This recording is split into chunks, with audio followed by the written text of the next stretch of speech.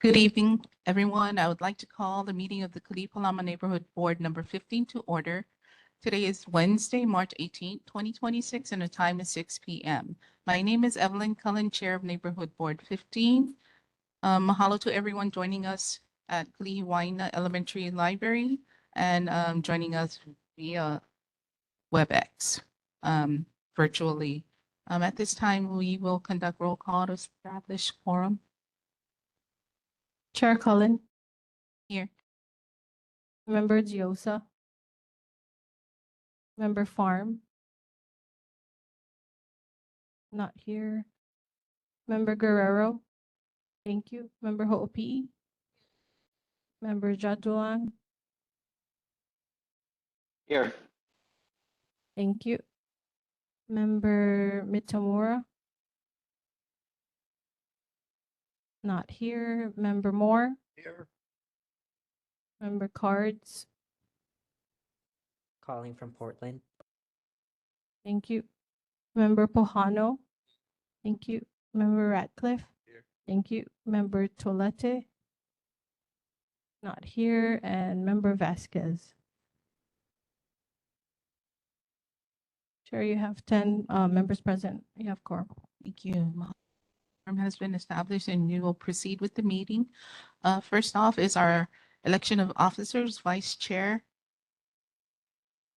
Is there anyone interested in running for that position? Oh, second vice chair, I'm sorry. Okay, Lynn Hello. wants to run that position. I nominate Lynn Vasquez. Second.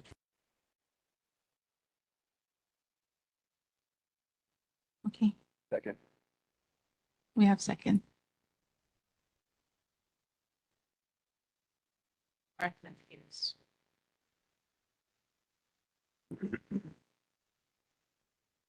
So this is for the vice chair. Okay, we have someone else in our audience that is interested in being part of this vice chair, second vice chair position, and your name is? Mazinga. Okay, so we have to wait until you become a member, and then we can have you be considered for the position. So, are there any nominations, additional nominations? Hearing none. Okay, and vote. Chair Cullen. Yes. State the name of the person you're voting for, please. Okay, that would be Lynn Vasquez. Member Diosa. Ken Farm. Still not here. Guerrero. Member Guerrero.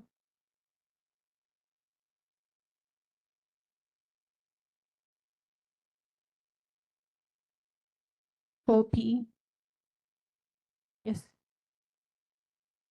Zinga on board this meeting.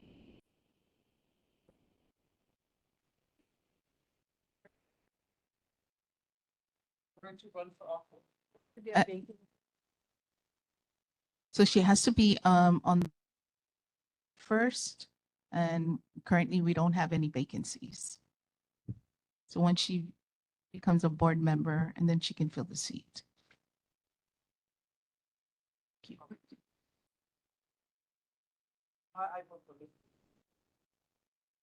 Member Jadulang. Vasquez. Member Mitamura. Vasquez. Oh, sorry, Mitamura, not here. Member Moore. Vasquez. Thank you. Member Pintor. Board member Vasquez. Member Pohano. Member Ratcliffe. Vasquez. Member Tolete. Not here. And Member Vasquez. 10 votes. Okay, Lynn Vasquez is now considered our second vice chair. Congratulations. Congratulations. Okay, second one we are going to try and fill tonight is our treasurer position.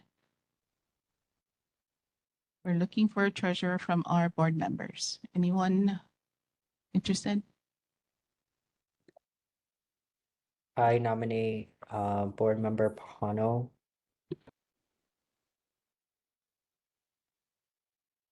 Nominated by Cards and second by Diosa. Okay. Board Member Pohano, Sure. okay. Shall we vote? Chair Collin, Board Member Pohano, Diosa. Ken Farm. Still not here. Guerrero. You voting for?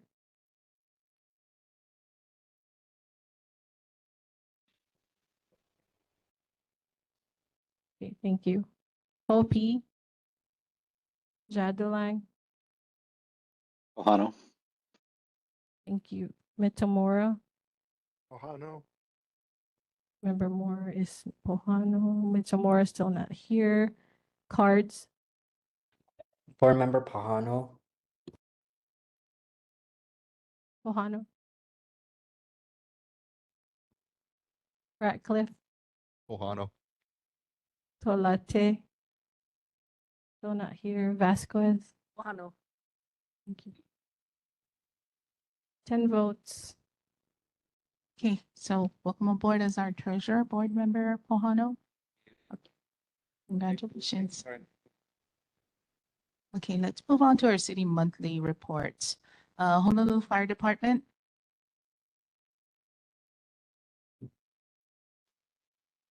Greetings, neighborhood board, firefighter Kakela Souza with the Kalihi Fire Station up in Nimitz and Waikimilo.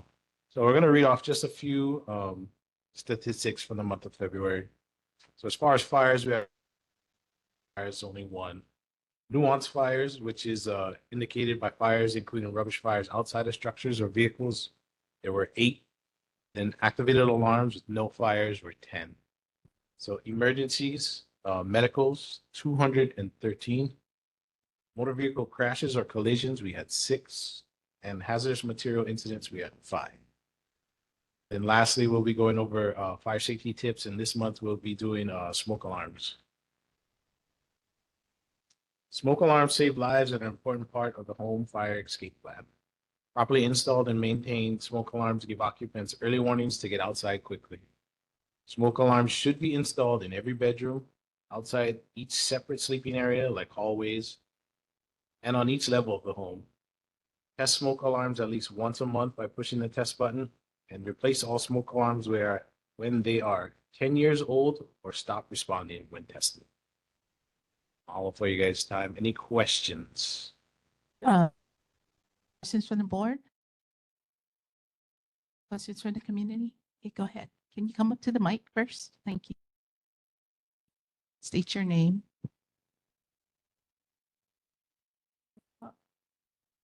Aloha and mahalo.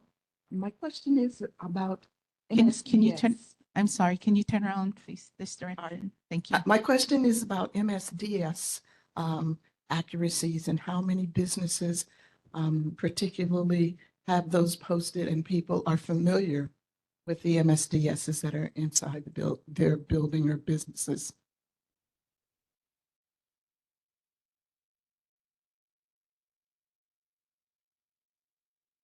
Are you referring to the sheets, like the information sheets for chemicals?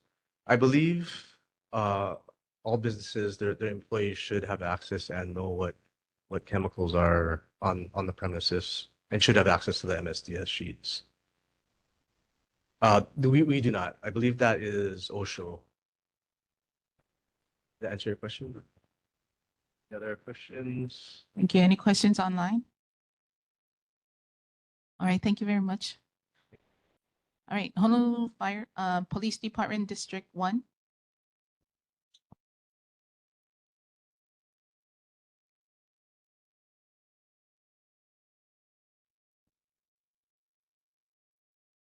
Okay, I don't see anyone from D1. Let's go on to Honolulu Police Department, D5, District 5.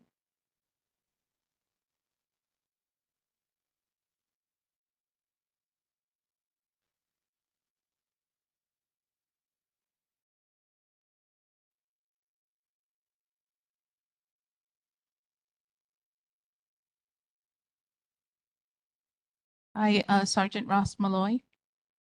We can't hear you.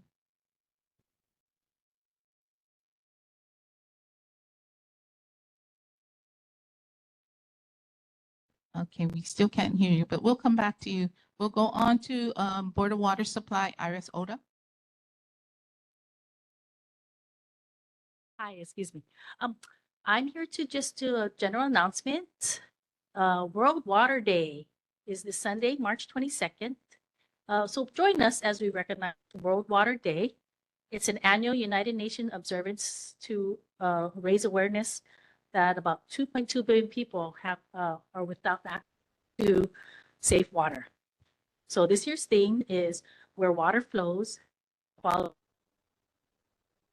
So why it matters is that the global water crisis affects everyone, but women and girls often carry the burden. Oops, I cut off my thing. Just a minute. It got cut off. I gotta go to a different image. So women and girls often carry the heaviest burden when safe water and sanitation aren't available. So did you know that more than 1 billion women still lack access to safely managed drinking water? So throughout March, and especially on March 2nd, check out our social media and our boardofwatersupply.com/WWD, World Water Day, for inspiring stories and voice videos of the global water crisis. So water is a finite resource. So let's make every drop count. One announcement. Yeah, thanks. Thank you, Iris. Questions that was posed last month, Iris Oda will be sending that to us directly. Yeah. Are there any questions from the community? Okay, can you come up to the mic? Thank you.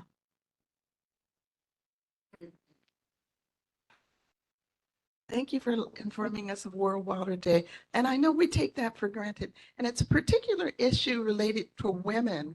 Among homeless women, because they have lack of water, there's an increased incidence of homeless women connecting with cancer. And that issue was also duplicated. I had an opportunity to live and teach in China. And the World Health Organization actually had to send out health providers in certain areas in China because the women, because they were burdened to having to carry water long distances, they were using the water only for cooking and not for personal hygiene. And they also started having incidents of cancer, uterine cancer. So this is an issue that is directly connected to our health, and we really need to be concerned about it. Mahalo. Thank you. Okay, thank you, Iris. Let's move on to go back to B5. Honolulu Police District 5. Sergeant Ross Malloy.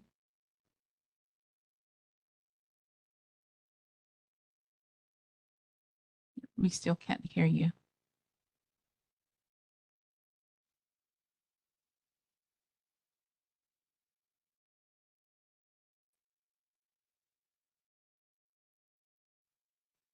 Okay, we're going to move on and come back to you one more time.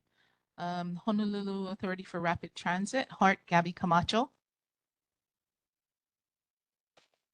Hi, and board members and community members. So I have two updates for you all. We did have to cancel the Mokoe Station neighborhood design workshop that was scheduled for last week due to these severe weather conditions, and we will announce a new date soon. And for the second update, so our city center guideway and stations contractor Tudor Perini, they've mobilized and implemented their traffic control from Middle Street to Puahale Road as of March 9th, and it will be in place until December 2030. So east and westbound traffic is and will be maintained. The existing 24/7 lane reduction and left turn restrictions on Kamehameha Highway and Dillingham Boulevard will remain in place, and access to properties will be maintained. Driveway modifications may be needed, but they're always coordinated with the property owners and tenants.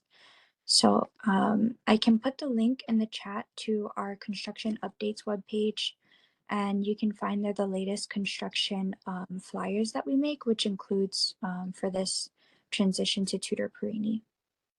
And we would like to remind the public to be aware of your surroundings and follow signage while traveling around our work zone, since they do change as needed. So this concludes my updates. If you would like to get in contact with us at Heart, and email us at info@honolulutransit.org or call our project hotline at 808-566-2299. And I'll put all this information in the chat. And now I can open the floor to any questions. Any questions from the board? Okay. Hi, Gabby. Is there Hello. Cove Ratcliffe? Is there expected time or estimate for the meeting that was canceled, like maybe next month or the following month? Just curious. Yeah, none yet. But if you follow our e-blast, then we're gonna announce it there.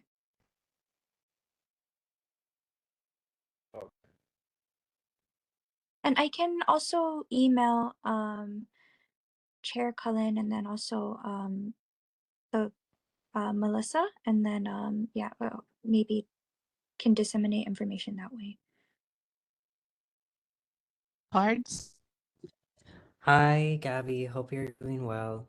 I wanted to ask regarding safety plans. If you could provide us information on what plans you guys have in terms of like storms or tsunamis, and what Heart is supposed to do when a storm or a tsunami hits. And then, yeah, just want to be provided information on that. Thank you. Okay, thank you for your question. I can come back next month with that, yeah. Any questions from the community? Okay, mahalo to all our city departments for your updates and service to our community. We're going to move on now to our presentations. First one, each presentation is limited to approximately 10 minutes. First up is GROW program. Our first presentation is titled GROW Pilot Food. This presentation will be given by Henry Gabriel, Recycling Program Branch Chief from the City and County Refuse Division.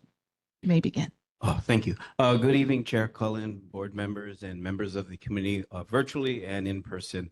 Once again, my name is Henry Gabriel. I'm with the City and County of Honolulu, the Department of Environmental Services, Refuse Division, the Recycling Branch. This program that we're introducing is called GROW. GROW stands for, it's an acronym.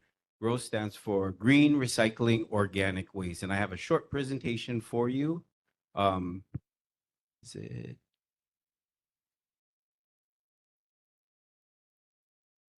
And I'll just, as we try to set this up, I'll just continue to talk and then we'll play catch up. Oh, there it is. So once again, green compost carts, we're going to be utilizing that to collect food waste. So GROW is green recycling organic waste. Not only do we want green waste to be put into your green compost cart, we want your food waste. This will take effect April 1st, 2026. Next slide.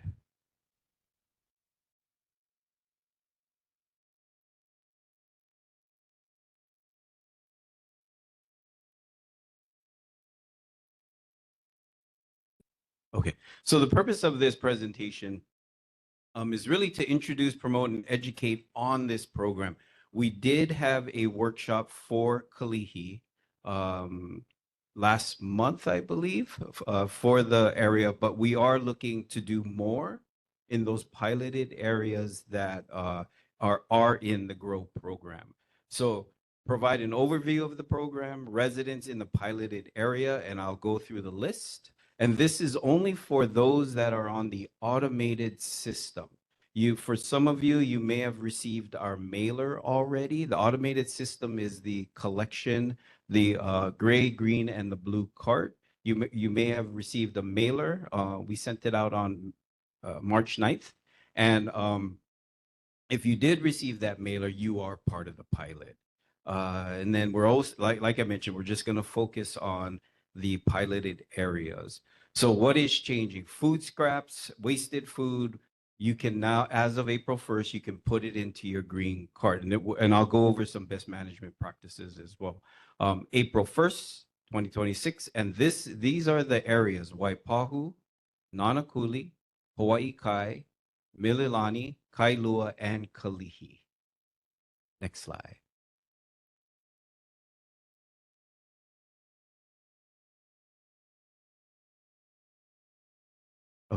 And so what we had a consultant on board to take a look at other municipalities and the types of food scraps they're accepting to try and divert a lot of the organic waste from the waste stream. So the list on the left-hand side, these are all the items that we will be accepting. You got fruits, vegetables, you got dairy products, solids and semi-solids. Some people are saying, what is that, Henry? So an example would be cheese and yogurt.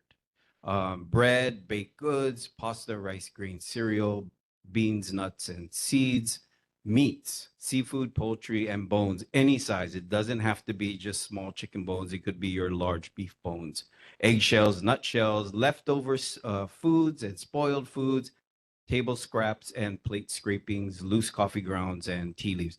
On top of that, we still want your green waste. It's going to be very critical to mitigate any type of pests or control pests or odors with the green waste. And I'll get into that in a little bit. Next slide.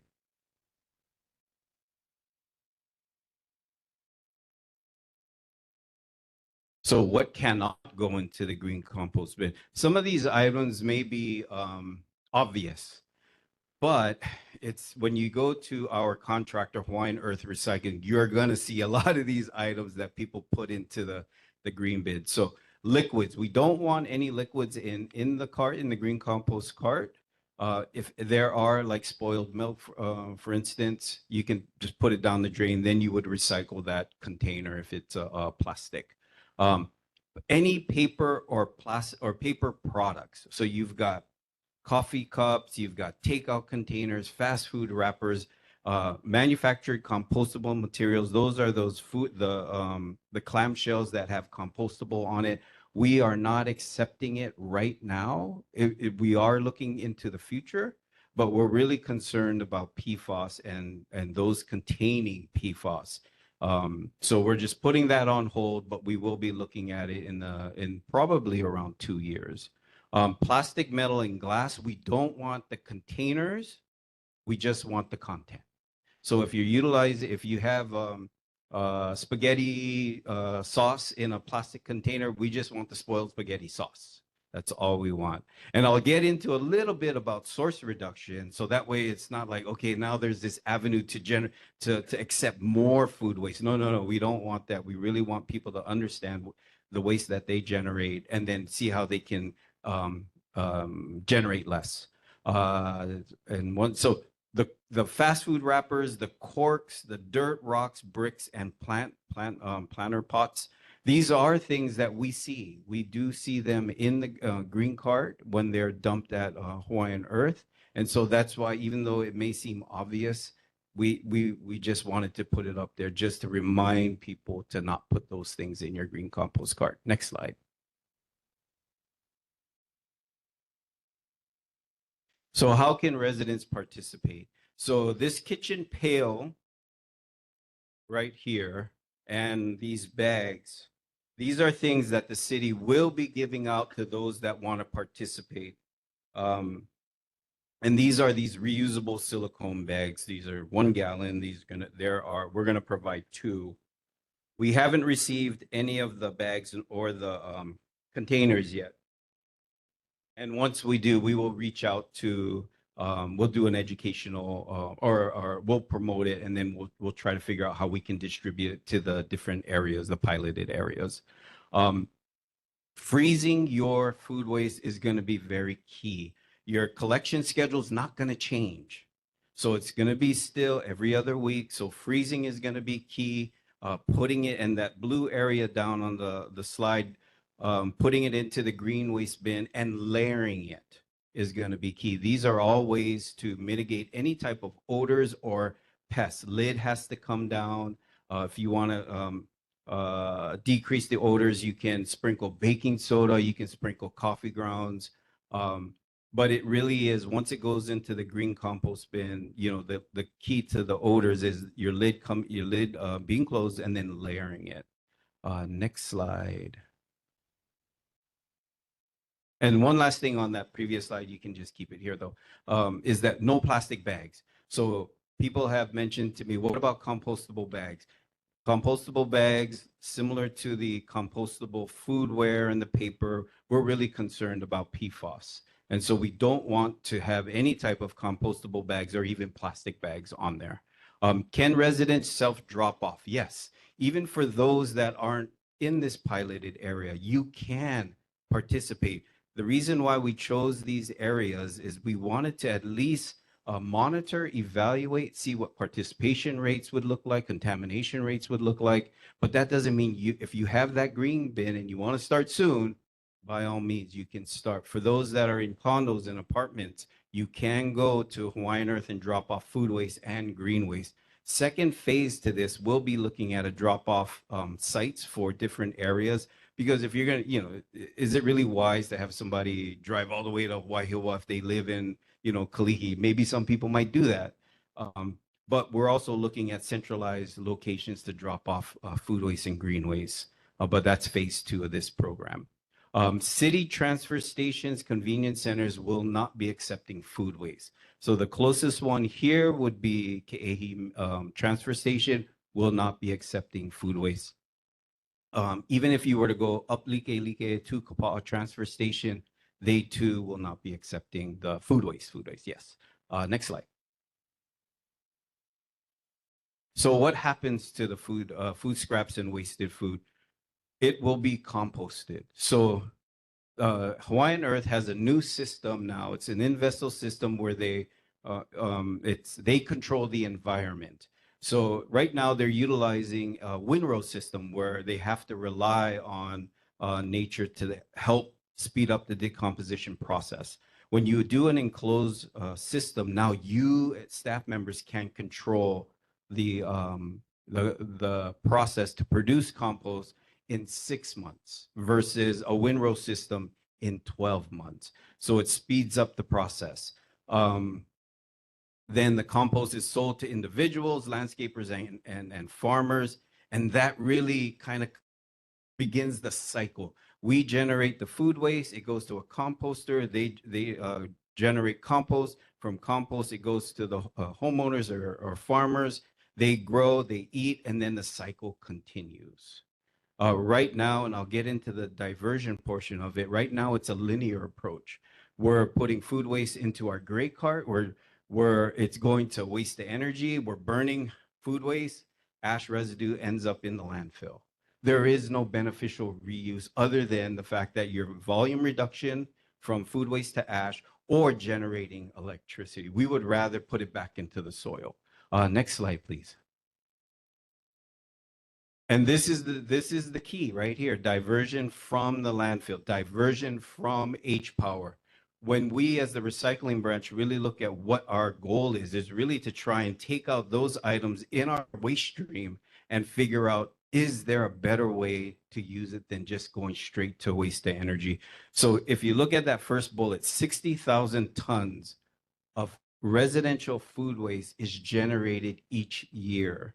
So then we have to ask ourselves, why are we wasting 60,000 tons of food waste? Why can't we feed people? Why can't we feed animals?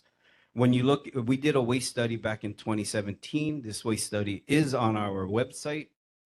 180,000 tons is in our waste stream. Food waste is in our waste stream. That's both commercial and residential. So it's very key when the city is looking to divert material, there is a reason why. There is, and that's just one avenue of it. If we really understand individually what we are throwing away, now it's like, okay, how can I save money? Because now I'm not throwing away food that is actually should be eaten.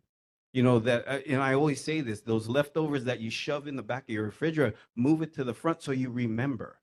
That chicken that's frozen in the back of your freezer, utilize it, or else it's going to get frostburn and you cannot use it. This is the type of food waste that can be avoided and prevented. So our goal is really to try and capture as much residential food waste from the waste stream. But that, once again, that doesn't mean that we should be generating all of this food waste. That is the source reduction part, really looking at the waste that we generate and how we can reduce it.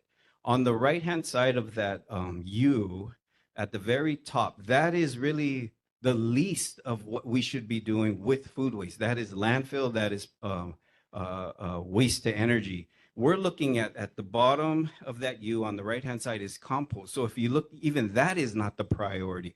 The items on the left, that is really what we should be doing, feeding animals, feeding humans, land application and things like that. So even though we're at that composting, which is better than waste to energy or landfill, we still have to do more to try and source reduce. Next slide.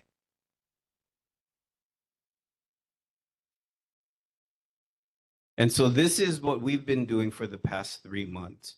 We have a web page specifically for grow. We have FAQs. That way, these general questions can be answered by looking at the document. We have brochures. We have fact sheets. We're hosting public workshops, and we're also doing social media. We are looking to translate a lot of our documentation to different languages. We got an inquiry from another neighborhood presentation that we did. So we're looking into that. And we will be continuing to do all of this until we go island-wide October 1st. Even then, we're going to continue to educate people and do workshops and things like that. Next slide. So that was it. If I took more than 10 minutes, I apologize, but I'm here to answer any questions. Any questions from the board? Any questions from the community or online? Mahalo. Mahalo for your presentation. Thank you so much. Forward to this. Okay, so before we go on to our next presenter, I'd like to share some information from D5. So Sergeant Ross Malloy, for the month of February, District 5 officers initiated 19 burglary cases, 252 motor vehicle collisions, 51 arguments, 6 aggravated assaults, and 80 theft and auto thefts.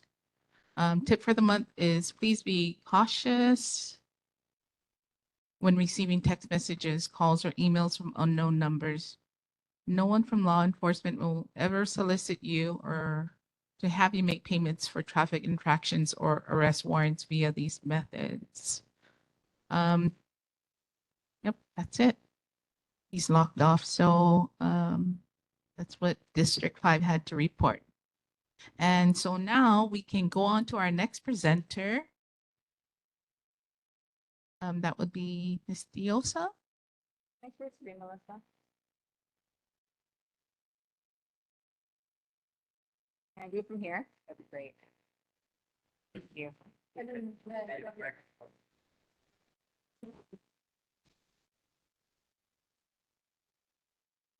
My son is in. Good evening. My board member Diosa May, and today I'll be presenting our first ever Govs Reunion Bash.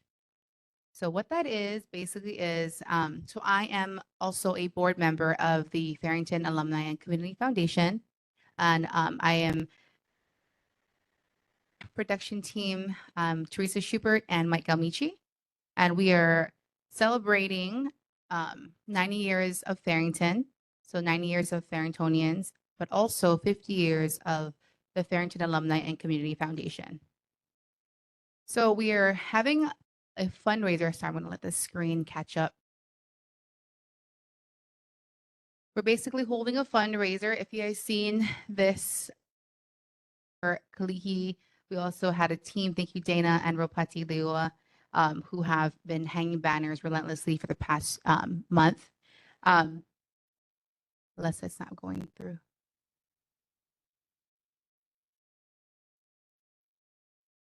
Okay. the screen's not going, but I'll just talk about it anyway. So if you think about a concert and a night market all in one, that's what we're basically doing. Are a foundation that basically fundraises money for the Farrington students. So when it comes to scholarships, when it comes to field trips, if they need to go fly somewhere, anything education related, even sports, we support. So all of our proceeds go to Farrington High School and their students. So on March 28th, very soon, we will be having our Govs Reunion Bash on the front lawn of Bishop Museum to 10 p.m.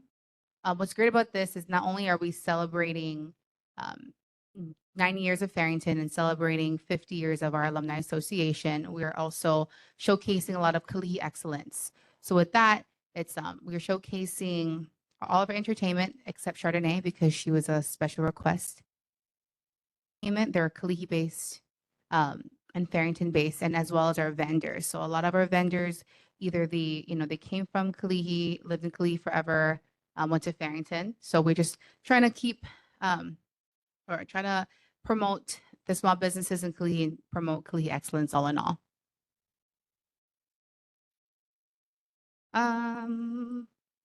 So with this, we have VIP tables that we're selling. You can get them online on Eventbrite. I can attach the link later on after this.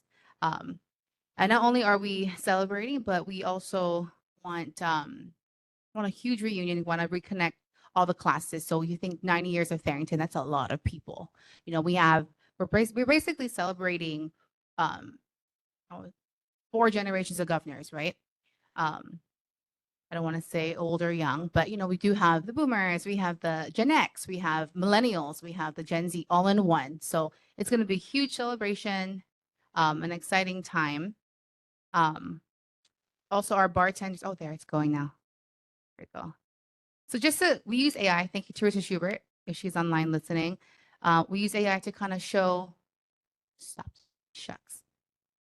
what it would look like, or what it could look like at Bishop Museum. Yeah, shucks.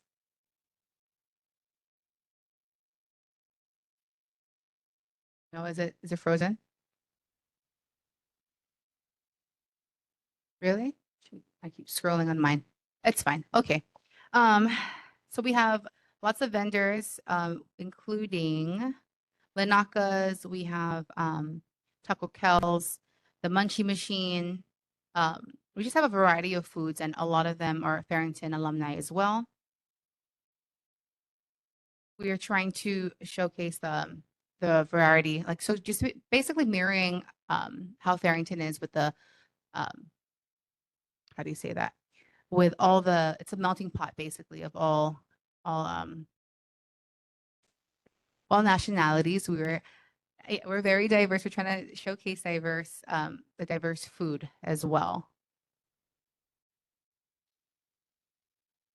And yeah, so March 28th at 5 to 10 p.m. on the Bishop Museum's front lawn. We'll be having our celebration. Again, Govs Reunion Bash. We're celebrating 90 years of Farrington and 50 years of the Alumni Association. If you'd like tickets, they're on Eventbrite, or you guys could see me, and I could also link it in the chat. Thank you. Mahalo for the presentation. Thank you, Board Member Diosa. Board members, are there any questions? Any questions from the community? Okay, seeing none, we're going to move on now. Thank you very much. Residents and community concerns.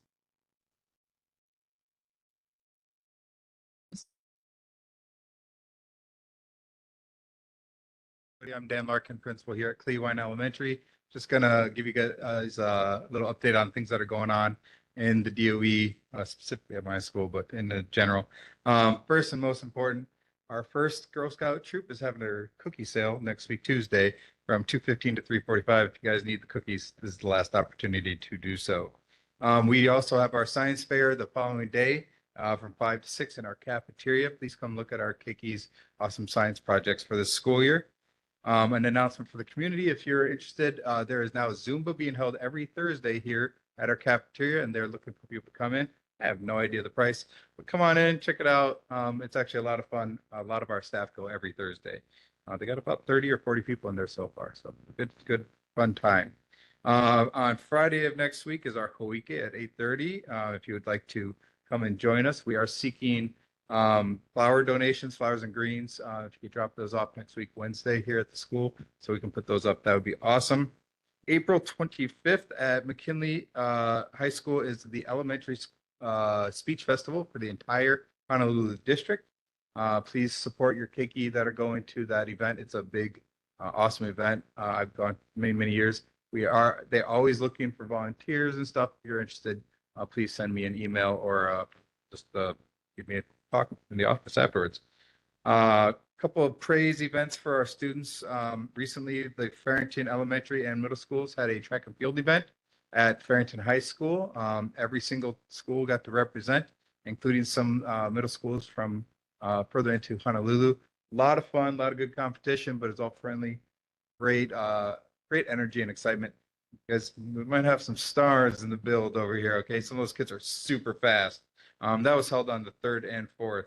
On the 12th, we had our school's second esports competition, Kalihi versus Kalihi-Pālama versus Kalihi-Kai. And our next, the full complex esports competition is on April 17th, where all of the elementary schools that have an esports team are participating. So it's going to be a lot of fun. Other than that, I'm open to any questions for anybody who wants to know things that are going on in the DOE. Any questions from the board?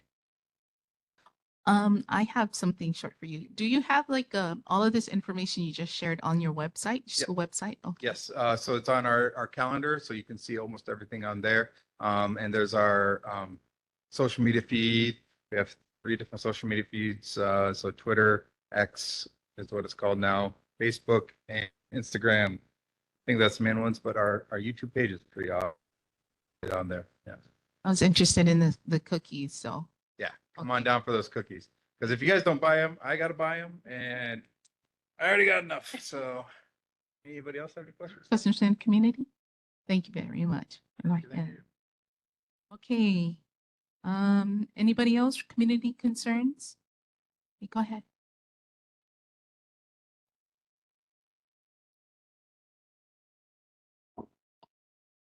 Aloha members, my name is P.M. Mazinga.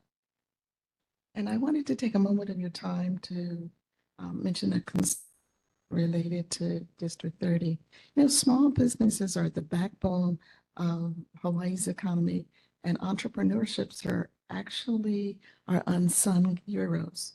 You know, under the Transportation Construction Mitigation Fund, the city of Honolulu intended to award 40 grants of $10,000 to offset revenues of small businesses that they may lose during the construction of our rail. However, despite the fact that we have over 175,000 small businesses in the state, only a mere 30 small businesses actually applied for said funding. And with that, only a dismal 5 were successfully recipients of that said grant money, leaving a balance of over $350,000 remaining in the fund unspent.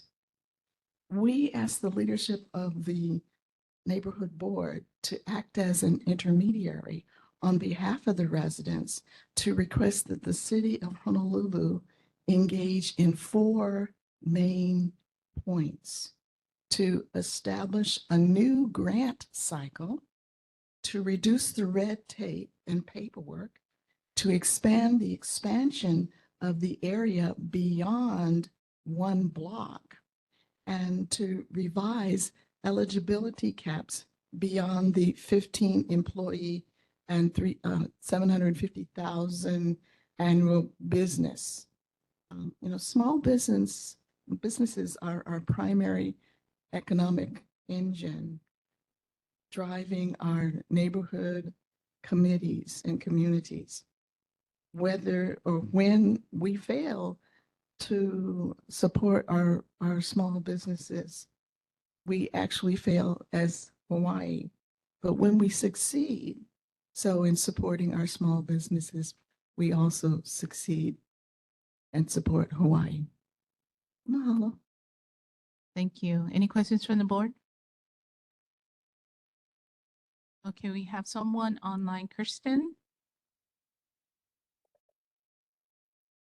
Good evening, Chair and board members. My name is Kirsten, and I'm here again regarding the ongoing nuisance at 901 Gulick Ave, which is near Hawaiian Snow.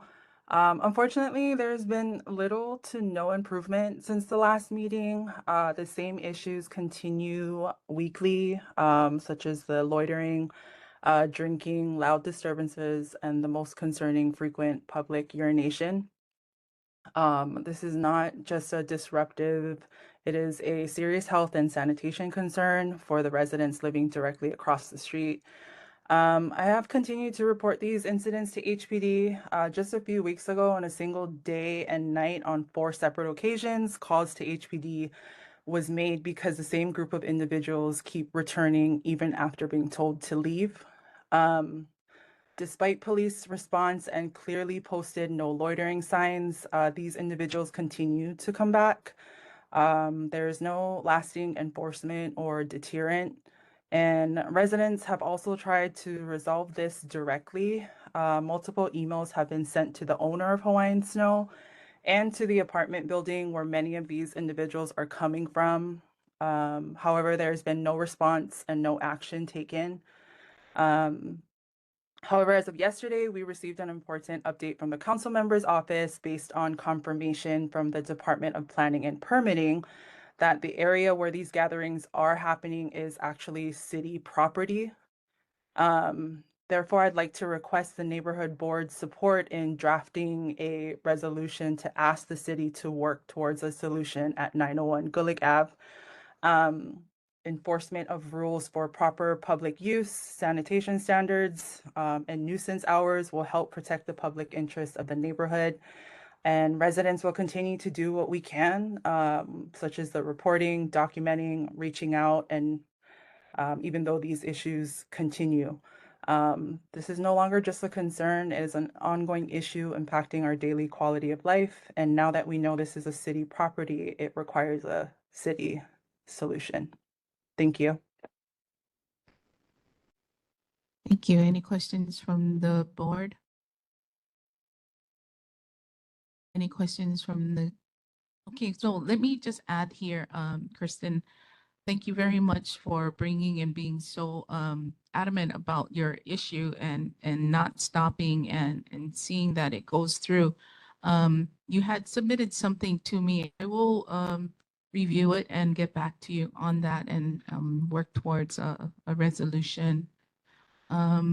Especially the one that you had already submitted because it seems to be needing more attention. So I just wanted to add that there, and I'm going to move on to our community concerns or someone who wants to respond to your concern. All right. Aloha, Kako. My name is Ernest Carvalho, and just for transparency reasons, I do not represent my board or anybody but myself. Right? I am the chairman for Downtown Chinatown. So I'm just here to let you know my name and that I'm running for State House District 28. Thank you. One quick question to this young lady. Do you have any more pamphlets on this 90?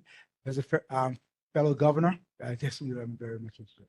All right, thank you. Okay, so since you had done that, we're going to have to open the floors to other people who would like to put that out there as well.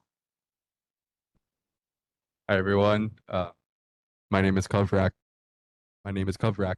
and I'm also one of the 3 finalists for the House District 28 position vacancy. Just wanted to let everyone know. Thank you. Thank you. Okay, I have someone else. Community concern. I just wanted to introduce myself, Chair Cullen and members of the board. My name is Della Bellotti. I'm currently sitting state representative, but I'm also seeking and will be running for Congressional District 1. So I wanted to join you here. I'm trying to get to many neighborhood boards that are in CD1. And so this is one of those boards. I'm hosting a community dinner and talk story on March 31st at Kalihi-Pālama Elementary School. So I wanted to invite all of you there. And so if I can pass this out and to all the members of the community. But thank you, and I'm available for any questions as well. Okay, thank you. Okay, one more person. Thank you. You can pass that out or you can leave it right behind you as well. Good evening, everybody. My name is Lynn Vasquez, and I'm running for State Senate 13. Thank you.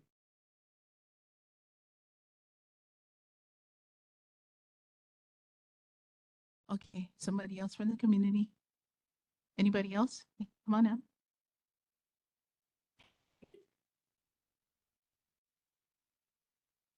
Since the can is open, my name is Pia Mazinga, and I'm actually running for Hawaii Legislative District 30.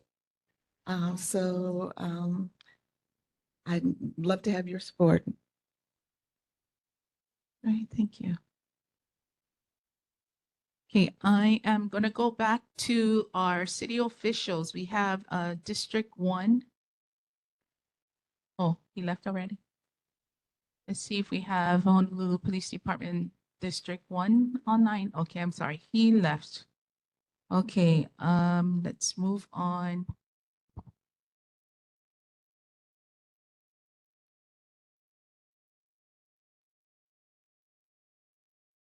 Yes.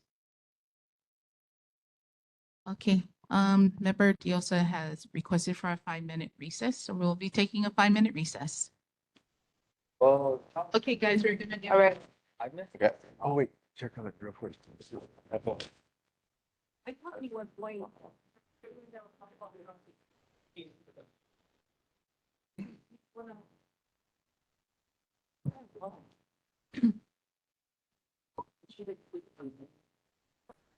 All right, Neighborhood Board 15 back in session. We're going to move on to our city elected officials. You have 3 minutes. Mayor Rick Belangiotti's representative is not here tonight, but he did send us his report. So city launches a new and improved H&L 311 system. They also issued follow-up regarding the public nuisance at the commercial property and request for intervention follow-up. So that was with a resident reported persistent public nuisance problem at a private company store on the corner of Gulick Ave, which Kirsten had shared with us. So they had, like she had mentioned, for this to DPP, city sent a formal notice of potential public nuisance to the property owner that references the January 2026 discussion of specific nuisance items and the city's statutory authority under Chapter 40 Laws of Hawaii Public Nuisance and Disorderly Conduct. Can a 30-day compliance deadline be included? So that's an update what the mayor's office is doing. The DPP, noise, alcohol consumption, public urination, parking on sidewalks are HPD enforcement issues. So no building code notice of violation issued. HPD for now. HPD Hawaii Snow is on private property and is under jurisdiction of DPP permitting. So this came in today, but I believe Kirsten had a further updated from DPP saying that this was a city property. So they'll continually monitor this and we'll get updates as things go along. So thank you for that. And that should be it for the mayor. Any questions from the board? Any questions from the community? Okay, seeing none, we're going to move on to Councilmember Radiant Cordero. Hello, good evening, everybody. Can you hear me? Yes. Hi, yes. Okay, this is Dina Schwering from the Office of Councilmember Radiant Cordero. I apologize that Councilmember is not in attendance for tonight's meeting. She really want to be at this meeting, but she is currently attending the Mayor State of the City address tonight. And just to add about the situation of Kristen in regards to the loitering on Gulick Avenue, I believe DPP stated that it's partially the city and partially the private property. So these people that goes there at nighttime and create disturbance, they sometimes go to the Hawaiian Snow property as well. So, and our office is gonna continue to discuss this with HPD and DPP to assist Kristen and the residents in that area. I believe Councilmember Cordero also recommend Kristen to work with the board, and we will support that. And the more reporting to the administrations will help her and our office, our team's effort as well. And then moving on, I added on the chat Councilmember Cordero's newsletter. I just also want to add on Mayor's report about the HNL 311 app that was launched, and they launched an updated version of it, and we're grateful for the city's Department of Transportation Services on their work on making it accessible and user-friendly for residents reporting city concerns. As this is an official city mobile app, it is designed specifically for city-related issues, such as potholes, faded road signs, cracked sidewalks, broken street lights, and park issues, etc. For step-by-step guidance on how to use the app, you can visit Councilmember Cordero's Instagram page, where you'll find a simple, easy to follow instruction that I believe the city's DIT made a presentation in her Infrastructure, Transportation, and Technology Committee meeting, and it's posted on Councilmember Radiance Cordero's Instagram page. Okay, moving on, we just want to tell everybody to be safe and be prepared for the storm's preparation information. As we recover from the recent Kona low storm, this is a good time to prepare for future adverse weather events. The City and County of Honolulu's Department of Facility Maintenance encourages residents to help keep drainage systems clear, especially when crew conducts storm preparedness work across Oahu's ahead of potential severe weather. While the city crews conduct preventative efforts, residents can take simple steps around their homes and neighborhoods to help reduce the risk of localized flooding. This includes clearing leaves, trash, and loose debris from areas near storm drains, properly bagging and securing yard waste, securing outdoor items that could be washed into streets or streams, ensuring debris does not enter roadways, drainage systems, or waterways.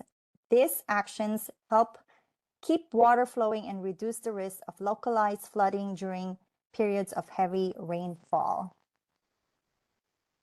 And also, please save the date. Kalihi-Pālama ride it's going to be this Saturday, April 11th. It's going to be on a Saturday, April 11th from 8 a.m. to 2 p.m. This is a Kokua Kalihi Valley Comprehensive Family Service Kalihi Valley Instructional Bike Exchange. And if you want to volunteer, please contact KVive at kkv.net. And if you don't have a bike or helmet but would like to participate in the Hu'upa'a ride, please contact KVive as well prior to registering to secure a bike. Efforts will be made to accommodate those without a bike or helmet. However, availability is limited and not guaranteed. Another save the date public workshops on improvements for future the bus and Skyline service. With the recent opening of Skyline Segment 2 to the Kalihi Transit Center on Middle Street, the City and County Department of Transportation Services is now preparing for the next phase of the bus service improvements associated with Skyline Segment 3. There are 2 public workshops planned. One is in Kapolei on March 24th, 2026 from 6 to 8 p.m. at Kapolei Satellite City Hall. Another workshop is here in Honolulu on March 28, 2026 from 1 p.m. to 2:30 p.m. at Blaisdell Center Pikaki Room. So, and lowered speed limits in school zone. In 2024, the City Council passed Bill 44, codified as Ordinance 24-32, to increase public safety on roadways by establishing more appropriate speed limits on certain streets, including a reduced speed limit of 20 miles per hour in school zones between the hours of 6 a.m. and 6 p.m. In response to this ordinance, the City Department of Transportation Services is working to install new speed limit signs at the over 200 schools on Oahu. As over 1,000 signs will need to be replaced, DTS is going to work in phases and anticipates the 2 to 3 school zones in each City Council district will be done in the first phase. The priority list in Council District 7 is on our newsletter, so you could see all the schools that will be prioritized first. Regardless of posted speed limits, Councilmember Cordero reminds all roadway users, including drivers, bicyclists, and pedestrians, to be aware of and considerate of others on the road and to drive, cycle, and walk safely. I believe that's all my report for this evening, and I'm here to answer any questions you may have. Okay, thank you very much. Any questions from the board? Questions from the community? Okay, thank you very much. Councilmember Tyler DeSantos Tab. Aloha Chair, aloha board members. This is Lynn Robinson here for Councilmember Dos Santos Tam, who is also at the mayor's meeting and in town. So I have a very brief report, but we have responded to the school community concerns at Princess Kalihi-Pālama Elementary. There's a lack of signage for school crossing and faded crosswalks. There's also, we've been asked to put in requests to install crosswalks at King and Austin, at King and Hakina, just all around the school, Auld Lane and Peterson Lane. So I did just want to give an update that all of those requests have gone in. Some are simple fixes to repaint, fading that goes to our Department of Facility Maintenance, and other things will require some traffic studies to assess feasibility through the Department of Transportation Services. They're all coming. We've also been working very hard with community members on Kohau Street. So on the more industrial side, where the businesses are over there along the stream. So we've had many cleanups. We really did a big push just before the storm to try to get encampments and on registered vehicles. There was actually a burned out vehicle over there, and some of that is happening, but it's certainly ongoing. So I would encourage anyone who sees anything over there to please send photos to me. I've put my contact information in the chat so that we can continue to get that area cleaned out, safe and healthy for everybody and for the stream. So thank you for the community members that have been reaching out. And I think we've made a marked difference, but it's a real challenge that people are just used to illegal dumping and kind of camping over there, living in cars over there. And it's just not tenable in the long term. So we'll keep trying. I've put council members' newsletter in the chat. So, I won't double down on that. I do really want to also mention the improvements to the 311 app and how I highly encourage the board to use it and for community concerns. I have personally set up, I've had an account for a while as a private citizen, but I set up an account for work, for constituent services, community concerns. And it's been a great tool. And actually, many times I get responses sooner than I would through our internal system. So I'm continuing to use it. I encourage all of you to use it, tell family to use it. And then our office would appreciate if you are utilizing the app to give us feedback about how it's working out, if you're getting responses, if projects are getting worked on, if, maybe tree branches are getting cleared, right? Streams are being,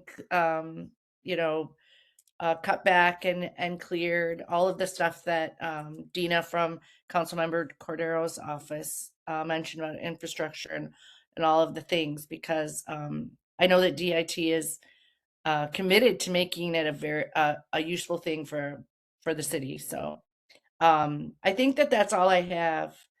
If anyone has any questions, I'd be happy to take them back. Thank you very much. Any questions from the board? Any questions from the community? Thank you, Lynn. All right, we're going to be moving on to our community updates. U.S. Army Garrison Hawaii Military Report. Selena Getkowski.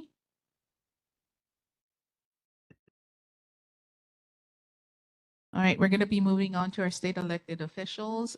Senator Carl Rhodes' office.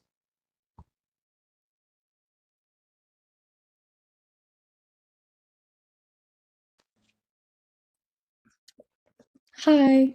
Sorry, I was like, I couldn't tell if I had went through, but hi everyone, I'm Mia. I'm a legislative aide for Senator Rhodes. Unfortunately, Senator Rhodes couldn't be here tonight to attend the neighborhood board meeting, but he did have a couple updates, just a short report tonight for you guys. He wanted me to update you folks on his grant and aid and capital improvement project priorities for the session. So the first one that I have, we have a GIA request of $400,000 for Weed and Seed Hawaii. Second priority is going to be a GIA request of $212,460 for the Kalihi-Pālama Health Center. And then we also have a CIP request of $450,000 for the Trust for Public Land for the A'ala Park Improvement Project. And then we also, the next thing on my list for the report for tonight is that any households who are receiving SNAP benefits for food lost in power outages, you can request replacements with your benefits. You must make the request, however, for replacements benefits within 10 days of the date where the food purchased with SNAP benefits was destroyed. So families may request the replacement benefits over the phone, by email, or in person at the local processing center. Please contact the closest local processing center, or please also feel free to call the Public Assistance Information Line or the Department of Human Services support desk toll free. I'll include those numbers in the chat. And then also, other thing on my list for you folks today is that there has been at least one reported case of measles in Hawaii. So just if you should double check to make sure that you're up to date on your measles vaccines. But other than that, if you folks have any questions, please feel free to contact our office. You can give us a call at 808-586-6130 or just email senatorrhodes@capitol.hawaii.gov. And I'll be around for questions, and I'll include all the details in the chat. Thank you. Thank you. Thank you. Any questions from the board? Questions from the community? All right, seeing none, thank you very much. We're going to be moving on to Senator Donna Mercado Kim. Aloha, good evening, board members, board chair. As a Farrington alumni, I want to say go Govs, and I will be there on Sunday as well, or on the this weekend for the big celebration bash that we're having. Also, shout out to Principal Larkin. Look forward to seeing you and your students tomorrow at the state capitol. The community report has been sent out digitally to chair and board members, and you can, if you're attending virtually, you can also request for a copy, and you can send that request to my email, sendkim@capitol.hawaii.gov. We are currently hearing the House bills. The House is hearing the Senate bills, and we are going to be getting the budget from the House in a week or so. So we're getting towards that part of the session where we go into conference committees on all of the measures. I did want to go over one of the bills, Senate Bill 3151 SD1. This will preserve the tax cuts that the legislature passed in 2024. We gave everybody a tax cuts over a number of years. And earlier this year, the governor proposed pausing or repealing this tax relief under Act 46 of 2024, where we would increase the standard deduction to $24,000.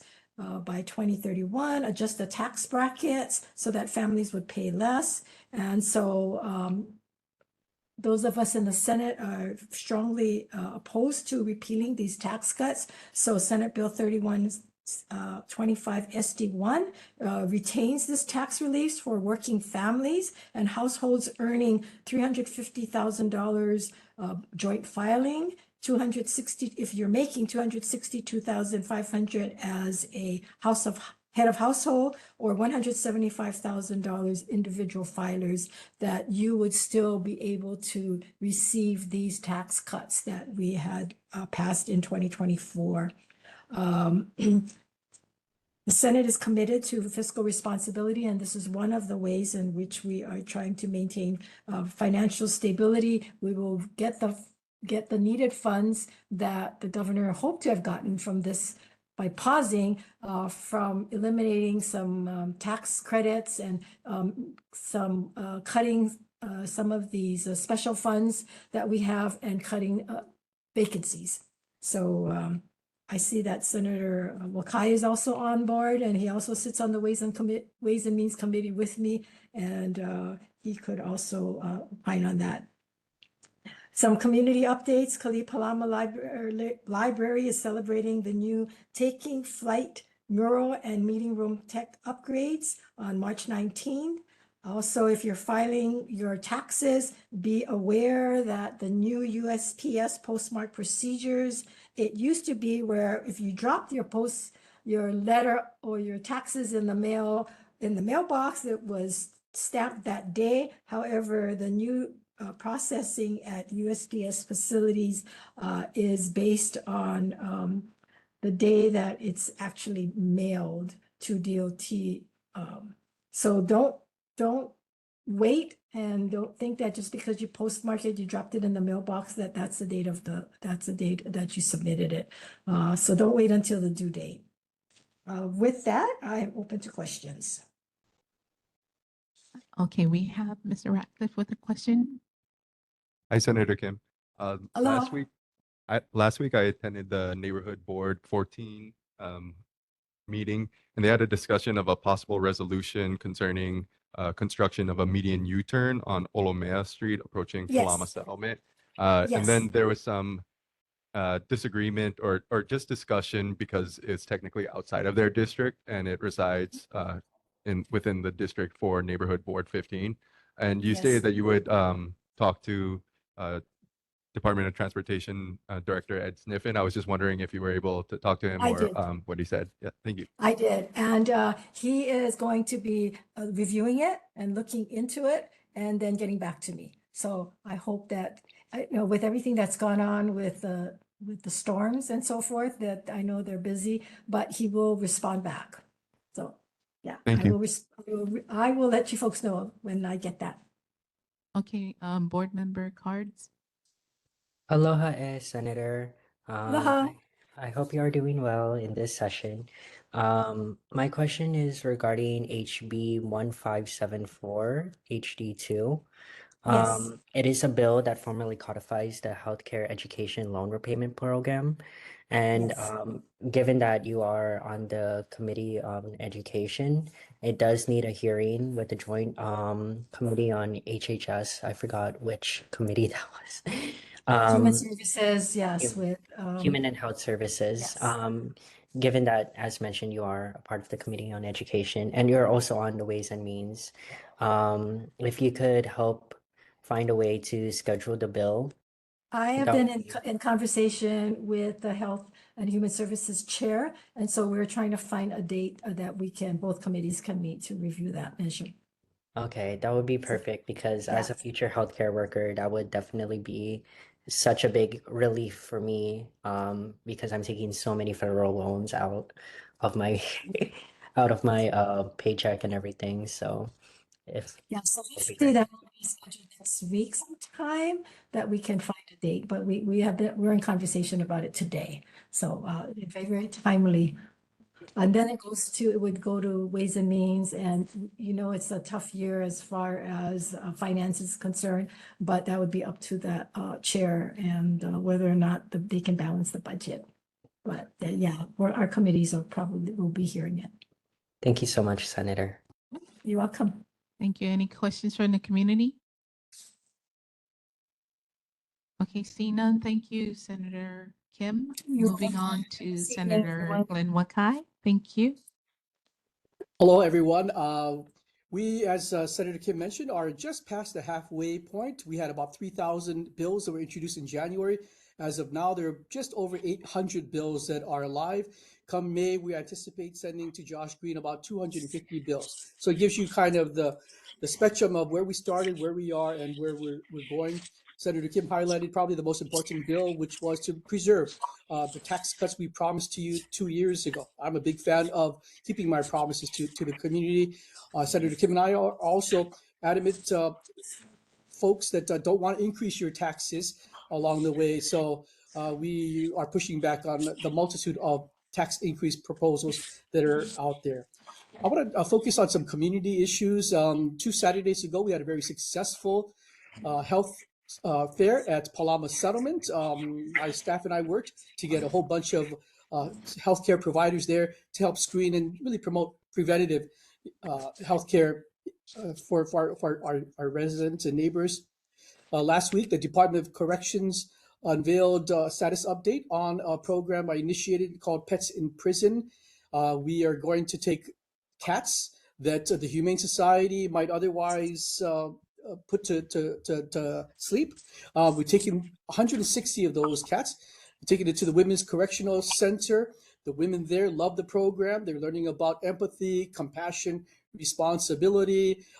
And for us as taxpayers, we're winners as well. This program is only costing $17,000 a year, which is pretty much just the cat food. And by comparison, if we were to hire a social worker, that would be $90,000. And he or she would be there 5 days a week, 40 hours, and not be there all the time. These cats are with the women 24/7 for 5 weeks, and then they get adopted, and then we bring a new set of cats in. We are so successful that we're going to expand next year. I'm calling it Dogs and Dudes, and we're going to take dogs into Halava prison and see how dogs can be helped with rehabilitation for men who need some soft skills that this program provides.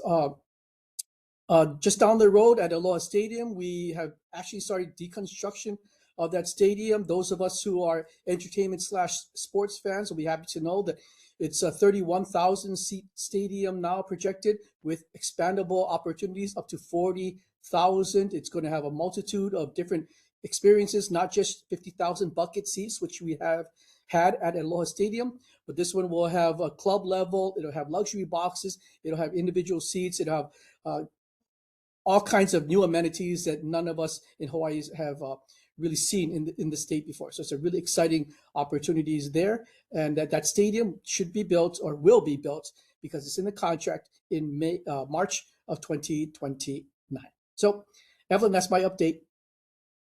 Thank you. Any questions from the board? Questions from the community? Okay, we have board member OP. Hello, Senator Wakai. My name is Patricia Hopi. I like your program of like you're sharing that you're taking like 160 cats into the women's correctional facility. But isn't it true that there's a law that you can't feed cats? Feral cats, you can't feed. I'm sorry, we cannot feed cats, but you can take cats into the. Those are feral cats. And yours not feral cats. These are they're 160 stray cats that you guys are taking. So we're trying to like take the cats out of neighborhoods and give them a new life within the confines of a prison and have them provide rehabilitative services for our female inmates. Yeah, I understand because I mean I love cats, but it just I can't feed them myself too because they're feral cats. But I'm just looking at like you're saying you're taking 160 cats, so isn't that against the law to do that? No, there's no. I mean, Feeding we the don't cats? want people to be feeding feral cats, but there's no law that says that we're going to penalize you, criminalize you if we see you giving friskies to a cat. There is a bill we heard actually today that talks about spaying and neutering cats. to try to, diminish their feral population, but we don't have laws that will criminalize anybody who's feeding a cat. Okay, thank you, so that they can criminalize me for feeding cats. then. Oh, no. We appreciate you helping keep them alive. They write me off. Thank you, Senator Wakai. Any questions from the community? Okay, seeing none, we're gonna have U.S. Army Garrison Hawaii Military Report by Selena Gankowski. Hi, good afternoon, Chair, members of the board. I apologize for being tardy. So I just have a couple of announcements. Our next hiring fair is, well, it's past. It was yesterday. Okay, so I won't say that. Most of our training is happening on Oahu or over on the Schofield Barracks Ranges and in East Range. So that's really, unless there was any training happening in this area, I wouldn't really dive into it. I just want to reiterate that we're doing prescribed burning on the ranges, and that's coming up next month, April 13th through the 19th. So if anybody has any questions, feel free to just give us a call. The best number is 808-787-1528. We're having some issues with our computer, VoIP. So if I don't get to you right away, don't worry, I'll get to you. And then for anybody who has access to getting onto the base, the U.S. or the MWR is going to be doing the concert on the lawn on the 25th of this month. It's the 25th Infantry Band. So if anybody has access, or if you know of somebody who has access to get onto the base, the concert starts at 6, ends at 8, and you can bring your lawn chairs and just sit and have a good time. So, and that's all I have. Apologize again. Does anybody have any questions? Any questions from the board? Questions from the community? Thank you, Selena. Okay. I have a question. Okay, Senator Kim. Hi, Selena. We're still waiting to hear back regarding us having a representative come to our talk story. So can you follow up with us on that? Yes, ma'am. Yes, I will. Okay, Absolutely. appreciate that because it is next week. Thank you. Yes. Thank you very much. Representative Shirley Temple.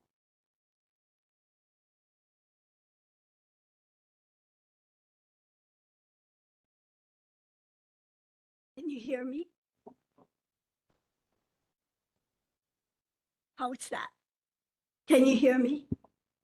Good evening, board members and community. My name is Kalihi-Pālama, and I'm representative of Templo's legislative aid for this session. I passed out her newsletters and the directory for 2026.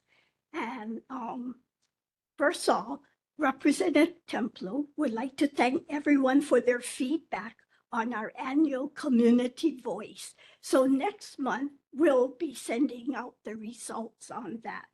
Also, we just started a community outreach project where we're going to be calling all the residents and just asking for their concerns and introducing the office staff if they want to call us for tours, community concerns, and other situations in the district.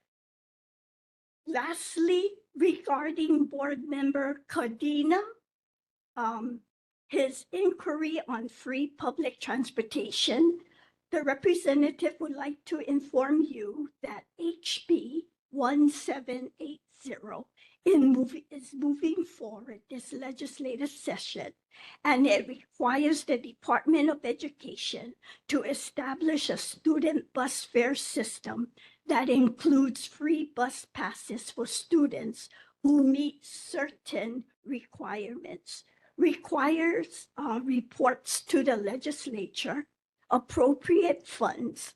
Also, this measure was heard today in the Senate Committee of Education. Meeting is still going on regarding this situation. Is there any questions? Okay, questions from Board Member Vasquez? This Lynn Vasquez, board member. I don't have a question. I just want to thank Representative Templo for doing such a fabulous job. Thank you. Thank you. Questions from the community?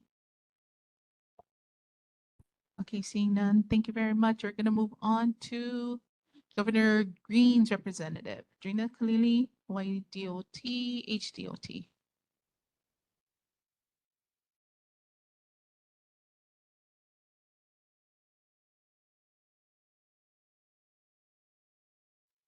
Okay, we're gonna move on to federal elected official Congressman Ed Case, Tristan Fujimoto.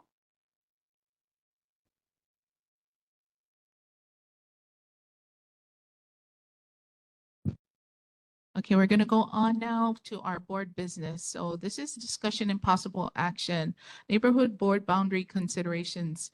This item is before us because NCO had requested input by April. So our goal tonight is to understand the implications and determination to determine whether we are ready to provide feedback on whether additional information is needed. So possibly looking at our boundaries being shifted, if anybody wanted to bring that up for discussion.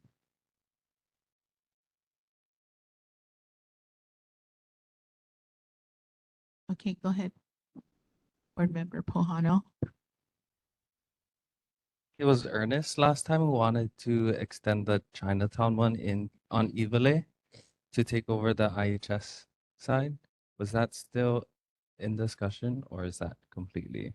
So I think that part, he needs to bring that to our board. Chinatown board needs to bring it to our board. So we just focus on if we wanted to address that tonight.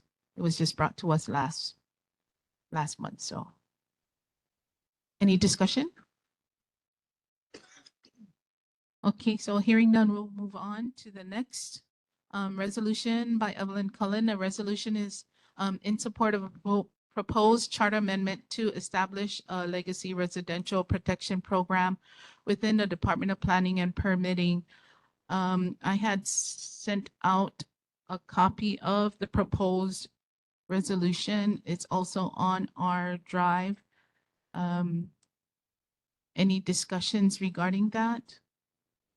Madam Chair, are you making this as a motion?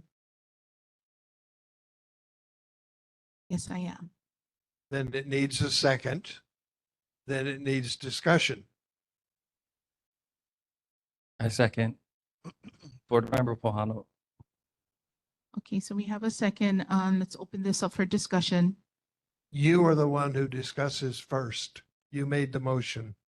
Okay, so this discussion, the resolution proposal that's going before the Charter Commission right now, it's to ask for, let me see if I can find it right here. Thank you. So everyone had an opportunity because I've had to email it to everyone. So this resolution is in support of proposing a charter amendment to establish a legacy residential protection program within the DPP.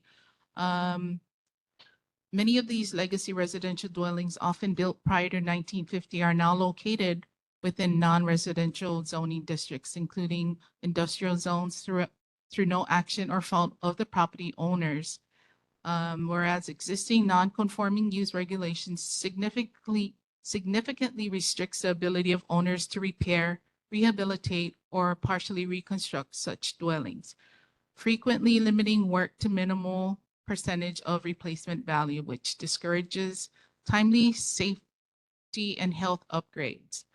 These limitations can result in deteriorating housing conditions, increased safety risks to occupants, and loss of existing housing stock that continues to serve multi-generational families and long-established communities. A proposed charter amendment would establish a legacy residential protection program within the Department of Planning and Permitting to create a transparent citywide process to verify eligible dwellings and allow reasonable rehabilitation while prohibiting expansion of dwelling units or building footprints. The proposed amendment does not rezone land, permit new residential development, or increase housing density in non-residential districts, but instead preserve existing lawful residences and promotes compliance with safety, health, and environmental standards.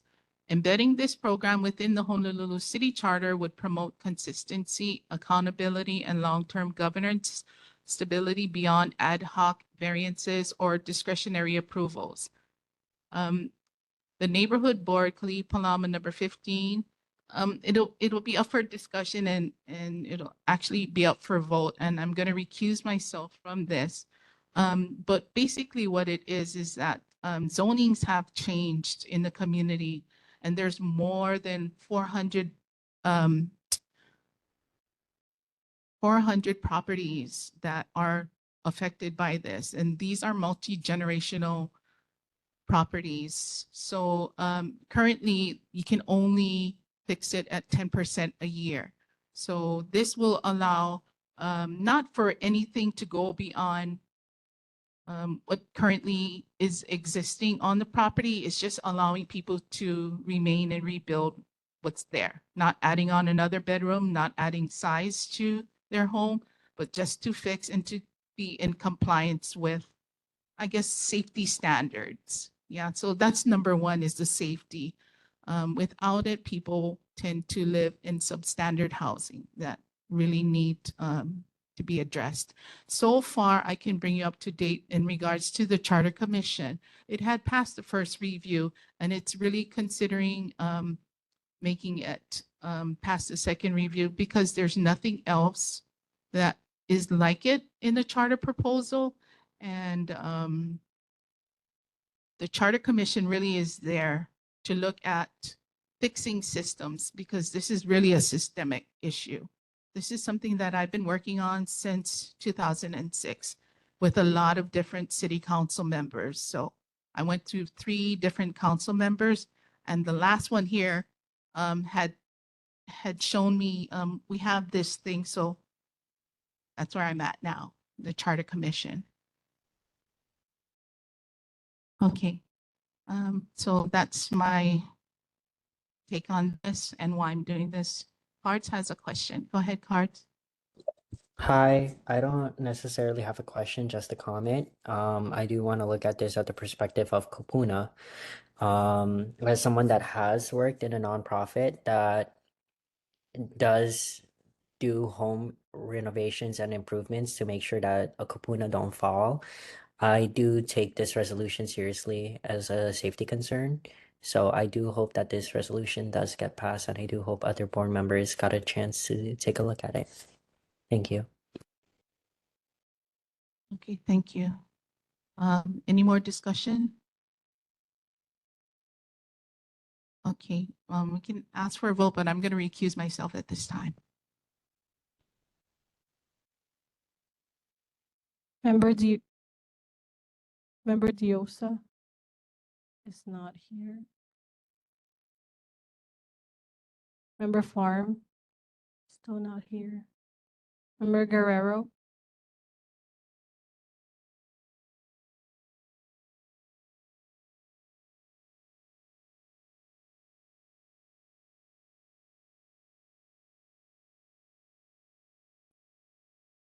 Yes, okay, thank you.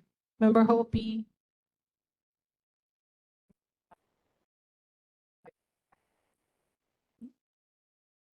Thank you. Member Jadulang. Yes. Thank you. Member Mitamura, still not here. Member Moore. In favor? Thank you. Member Cards. Aye. Member Pahano. Member Ratcliffe. Yes. Member Tolate, still not here. And Member Vasquez. Thank you. 8 ayes, 0 noes, 0 abstention, motion adopted. Okay, thank you very much. Okay, so we're going to move on to the next one. Resolution by Cards Pintor, resolution urging support to implement fare-free access to its public transportation system in each county. Cards? Hi. Hello, everyone. So this this resolution was introduced because a bill was introduced by Representative Kim Koko Iwatamoto. It does exactly what the resolution asks to do, which is make fare-free bus, and also this was also added in just all types of public mode of transportation, so bus and rail would be included for having in every county to make sure that it's fare free, meaning that it's free for everyone. So there have been pilot programs that have been showing up. We have seen with high schoolers getting free bus passes, which was me. I was one of those recipients.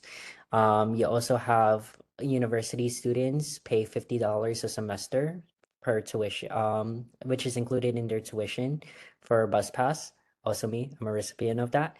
Um, and then you have community college students that pay, I believe, $225 a semester to get bus pass, which is me. I'm also a recipient of that.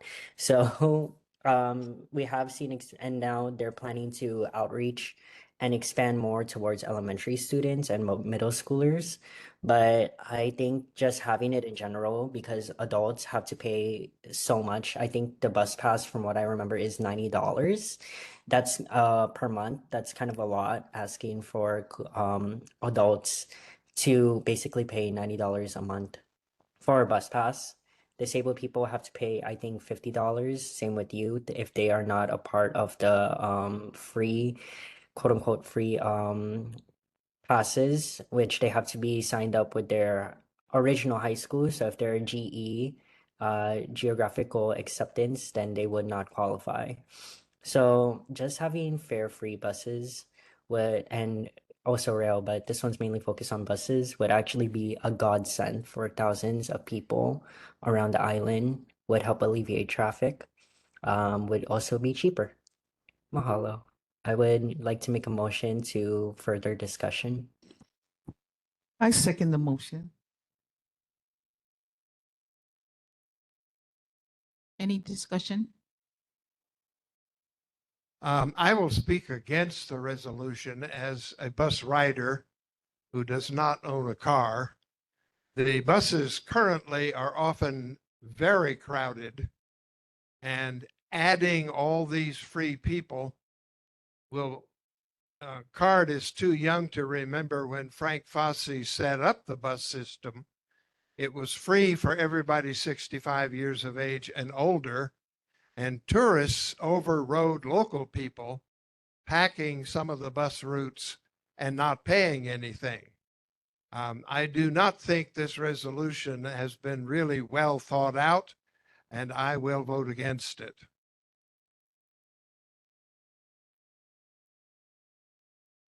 Any other discussion? Okay, let's call for a vote. Oh, go ahead, Cov. Just real quick, it is, I mean, the bus is completely a city and county issue. I'm just curious as to what Kim Koko's bill was. Would the state just completely take over the bus system? Is that, I mean, that's what it, I'm assuming it has to happen, you know, for that. So from what I do understand from the bill, the city and county of Honolulu would still be the main people that would be running the buses. It's just that the state will now be providing the funding for fare-free buses. I didn't have the opportunity to write that in the resolution, but in the bill, it states explicitly how much it would cost for each county to pay for the fare-free buses. So, and if I did remember the bill, I think it was HB 2451. I think that is the correct number.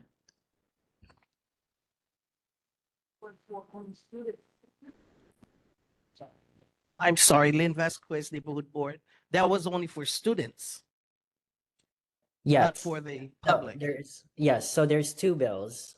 The first one is only for students, and the second one that I'm proposing for this resolution is for the entire public, just in general. Thank you So for the regarding, clarification. yes, that's the clarification. So regarding uh, Board Member Moore's concerns, it was regarding the public and how Mayor Fossey, I was too young to remember. I think I was born in I was born 2005. So it's a it's a very interesting time we're in, especially regarding the idea of having free buses. But I think it is entirely possible. We just need to make sure that there are more buses and more bus riders. Not more bus riders, but more bus drivers and bus maintenance, which if we think about it, this not only would help create more bus riders, but it would also create more, it would have more job creation. Can I say one more thing? Go ahead. Hi, Board Member Puhano. I think it's a great idea, and to go off of what Board Member Moore said, if it goes through or if it passes, if it doesn't, and if you want to amend your resolution, you could also put parameters maybe and go in like tiers. Maybe have like kupuna first or just residents and all that kind of stuff to build up into the general population. But it's a great idea. Aloha. Mahalo for the suggestion. I am open to amending it. However, as mentioned, high schoolers already get free, not, yeah, high schoolers in Oahu and Kauai also already get free bus passes.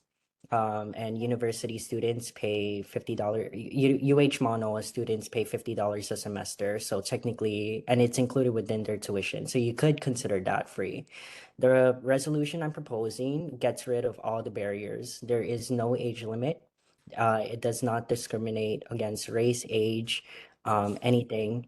Everyone deserves an ability to take the bus for free. At least be given the option to it. If you still want to drive your car, then you can still drive your car. At least it gives you a peace of mind knowing that if your car breaks down, then the bus is there. Thank you.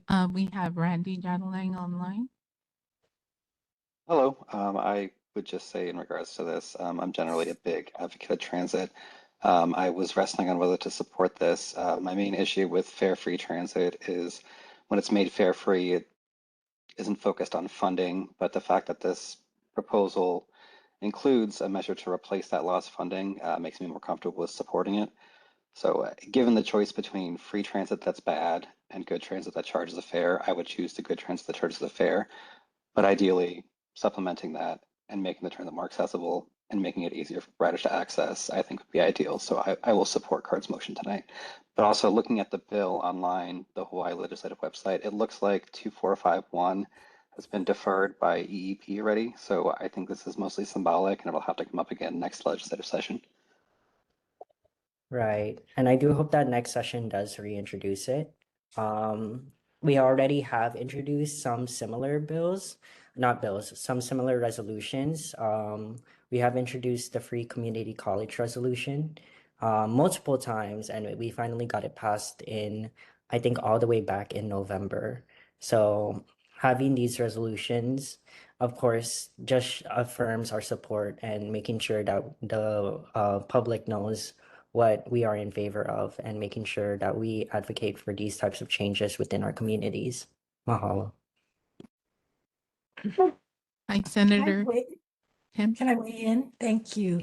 We did hear the measure for free buses for the schools to expand that. And what we learned today is that the DOE, in fact, issues out 7,000 students free bus passes, but it costs them $21 million for 7,000 students, 21 million. Also, the free buses that DOE pays for, it actually, DOE has to pay $1,600 per student per year for transportation, free transportation to and from school.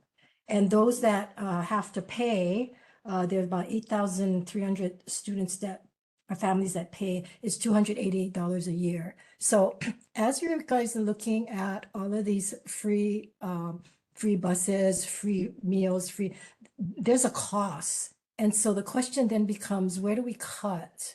Do we cut K through 12? Do we cut Kapuna programs? Do we cut nonprofits? Because the pie is only so big. And then the other alternative is, do we raise taxes? And we certainly don't want to raise your taxes, because every time we raise your taxes, then again, you have to pay more. So it's always a balance. And this is a really bad year as far as the federal cuts and so forth. So keep in mind that it's millions and millions of dollars that has to come from someplace. So I just thought I'd weigh in on that. And that's the concern that the legislature has to balance out as we look at these measures. Thank you very much. Randy, go ahead, Randy. I just wanted to respond to a few things. So the proposed bill does an increase in the gas tax. It's pretty modest. I know right now with gas prices, it's probably a sensitive topic, but I think it'd be worth it. Also, the more you increase the use of the service, the lower the overall cost becomes. So as you make it more accessible, like that cost the DOE is paying for the students, if you have more students using it, it's not like each student incurs extra costs on the bus. So you get an efficiency return once you start getting greater utilization. Thank you. Go ahead, board member. Hi, this is Patricia Hopi.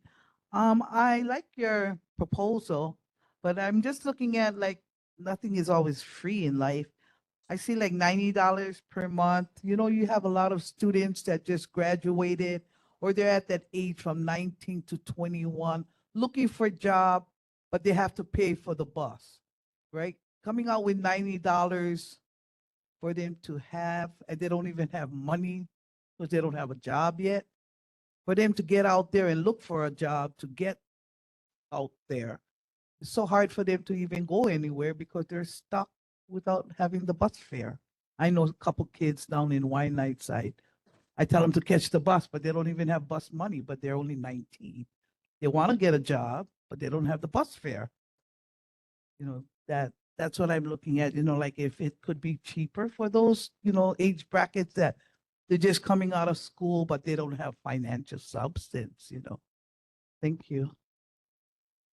Thank you. Any comments from the community?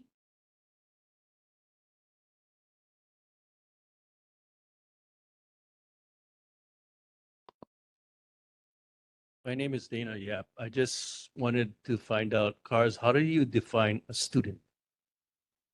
If a student is carrying a full load, I can see. If a student just takes one class, is that still a student? Is this referring to the free tuition, not the free tuition, the $50 bus pass for students at UH? Or is this just referring to students in general? Any student, because there's students that have half-day school or students that only take 1 or 2 classes, not just Manoa, but going to community college and stuff like that. That's a good question. And personally for me, if you want to be very clear and cut, I do define a student as just someone that is currently attending a school, whether it's a half day or a full day, whether it's in pre-K, preschool. I am a teacher myself. I teach English second language to new immigrants that recently moved from. Recently, we have been seeing an uptick of people moving from China and Micronesia, moving here to Hawaii. At least in the school that I work in, which is Ka'uluvela Elementary. So I do define student as just as long as you're attending school and you are registered with the Hawaii DOE or you are registered with a private school. However, if you want me to define what this bill was entailed for, it is entailed for all students, and not just students that are in the classroom, but beyond the classroom, because we are all lifelong learners. Okay. Any more discussion? Okay. We can vote. Chair Cullen, Yes. Member Diosa, not here. Member Farm, not here. Member Guerrero,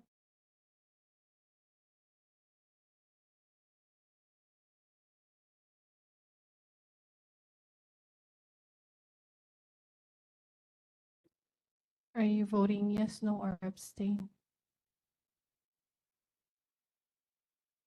No. Member Hopi, I abstain. thank you. Member Jadulang, Yes. thank you. Member Mitamora, still not here. Member Moore, No. thank you. Member Cards, Aye. Member Bohano, Member Ratcliffe, Member Tolete, still not here, and Member Vasquez. 4 ayes, 4 noes, 1 abstain, motion not adopted. All right, let's move on to the next one. Resolution by Bob Ratcliffe. Hi, everyone. So I discussed this earlier with my question to Senator Kim, and I do not think there should be a vote. I just wanted to bring it to everyone's attention. Again, this happened at neighborhood 14. Um, but this is technically in our district. But I did find out that your your resolutions are not limited by your district, so you can make a resolution if opinion on Red Hill or anywhere in Hawaii. But they did want to bring it to our attention, and I think just understanding the costs first for this, or hearing discussion if people would be in favor of it. So it's really open to the floor for your guys' thoughts. Thank you. Is there a motion?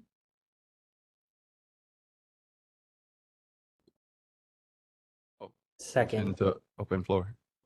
Okay, it's been second, so we're opening it for discussion. Can I say something? Yes, go ahead. Mahalo. So I actually have a very funny story about that U-turn. My dad would always pick me up at Vineyard. That's where my grandma's raised. That's where my grandma raised me. And every time he picked us up, we can't make the U-turn.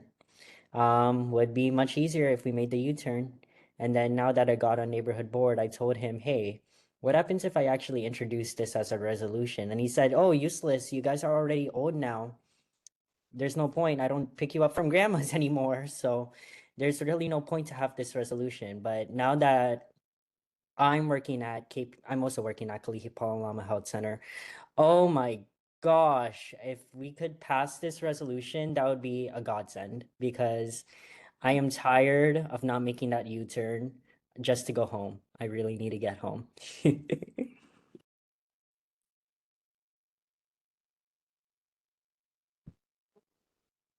Any more discussion? Okay.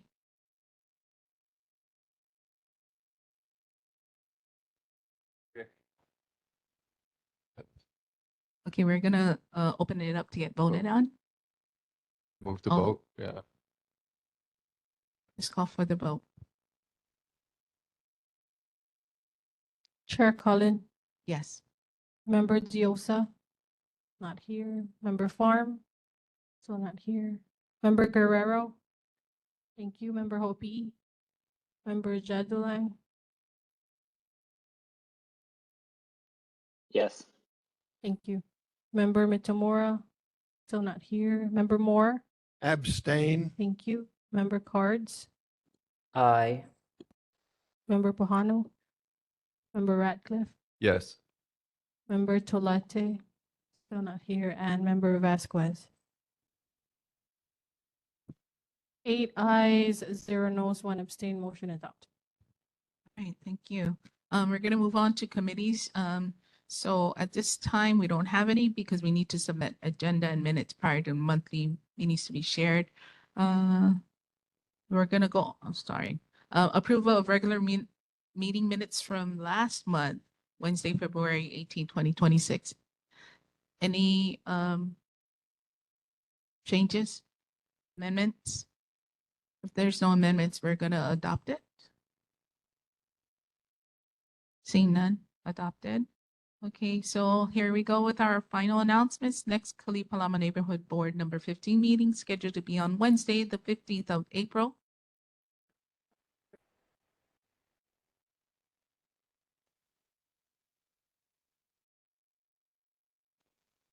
Yeah, I kind of, committees need to, yeah, I mentioned that. Can you clarify? Chairperson, can you clarify to me again, who's doing the committees? And, what Yeah. we got is our committees. So if any committees is within our neighborhood board, we need to submit agendas. Again, clarifying what committees do we have? So right now, we don't have any that we had brought to light. So are we opening up committees as we did previously, like we had, didn't we have like neighborhood board, neighborhood watch committee and Carts, education? carts. I do remember from one previous meeting, we have had our 4 committees, Committee of Education, co-chair me and co-chair Daga. You also had Chair of Outreach and Coordination, which is mine, and then Safety, which is Chair Cullen, and then Homelessness, Chair Vasquez. And I did remember we did pass did pass this all the way back in, I believe, November, before this summer happened. Thank you very much. We were supposed to submit agendas for each of those subcommittees. Has anyone submitted any agenda for those committees? No. Well, thank you, Chairperson. I just wanted to clarify, since it was last year, I think everybody forgot what committee they were on or that they were running any committee. So, we just have to clarify that we do have committees and let us know what the names of the committees and who's chairing the committees first before we have an agenda. I will say, before we leave, the chair of outreach and as chair of outreach and coordination, we have been posting a lot on Instagram. Not recently as much on Facebook, but we have been posting a lot on Instagram.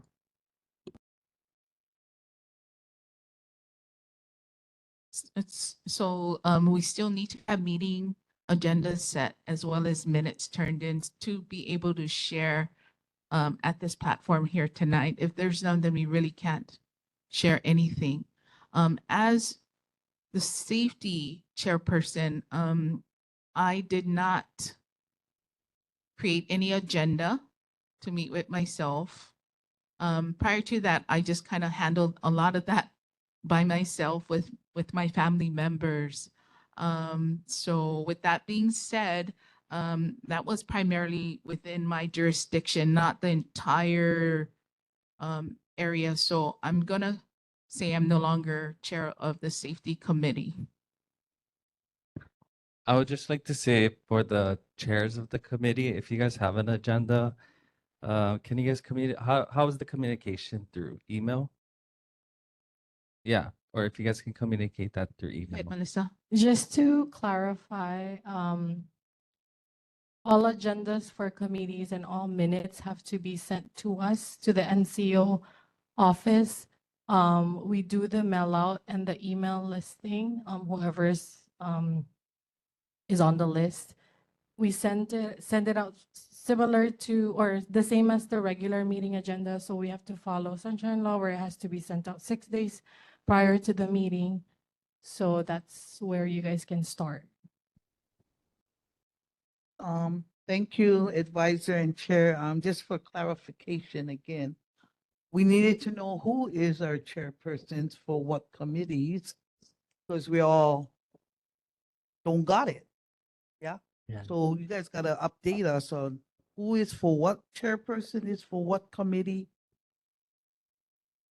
Hi. Go ahead, Carl. and how we can work together on that committee so we can have our minutes done. Because I don't know which committee is whose now. Yeah. Needed Uh, advice, so we need to know who's Go ahead, Carl. what committee. For logistic purposes, I will be resigning as chair of outreach and coordination. Mahalo. Can I make a motion to reestablish the committee's next meeting? Okay. Okay. Hallelujah. In past practice, we've just done it without doing it the proper way. So now we have to do it the proper way, which is establishing an agenda, exactly what Melissa had shared here tonight. Prior to that, we had just been doing and sharing, which wasn't the correct way of doing things. So now that there's this extra layer of reporting, it hasn't been somewhere where anyone had understood exactly what needed to be done, but now it's much more clear and it's open to be discussed next month. Yes, So I next month, we'll put it on our agenda. Thank you for bringing that up, Vice Chair. OPE. Okay, so announcements. Next, Kalihi-Pālama Neighborhood Board number 15 meeting scheduled for Wednesday, April 15th at 6 p.m. right here at Kalihi-Waina Elementary School Library. Kalihi-Pālama Neighborhood Board number 15 recording can be seen on Olelo Channel 49.